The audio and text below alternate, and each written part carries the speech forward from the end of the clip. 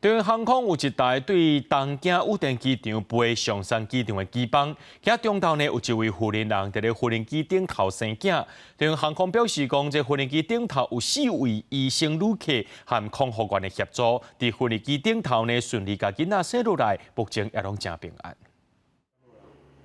中央航空传出有新人伫飞行机顶生囝，一架对东京羽田机场飞去松山机场的班机，15飞到一半，有新人想要生囝，空服员较紧公布找人斗3工，好在机顶拄好有4个医生。有网友伫面册发文讲，因翁都是专程接生的其中一个医生，迄当阵真着急，班机本地搁要转降落伫福冈机场，但水皮破去，就较紧接生。我先生本来就是手术房的，就是他在美国是麻醉科跟内科，然后因为美国的医生是每一个科都有实习，所以变成说接生他是有经验的，只是说他觉得那个环境不能跟手术房比，所以会有担忧的事情会变得很多，比如说不是100%无菌，然后有些器材不是那么精密，然后甚至如果万一发生什么，就是会担心的事情就会很多。中央航空讲，伫医师旅客和全体空服员的帮助之下，有新的负责人顺利伫飞行机顶生一个后生，嘛紧急通报松山机场，摕到优先降落权，安排救护车提名。班机伫下晡1点11分降落了后，就随甲这母仔囝送去病院，目前拢真平安。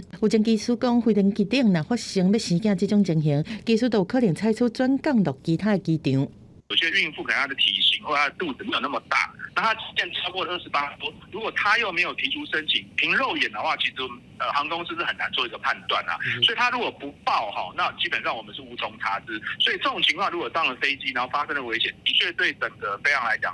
非常的安全来讲，是一个算是一个隐忧。每一间航空公司对有心人坐飞行机拢有规定，大多数拢禁止32礼拜以后的有心人来坐飞行机。以中央航空做例，不接受单胞胎有薪36礼拜以上，还是多胞胎有薪32礼拜以上的乘客，还是生了7天内产妇来坐飞行机。其他的有心人都要提出医师开的适航证明，包括写出伊有生几礼拜，巴肚内囡仔健康的诊断证明。不过，这台班机的定位并无显示有需要提出适航证明的有心人乘客。本来就是高危险妊娠，例如说早产的风险，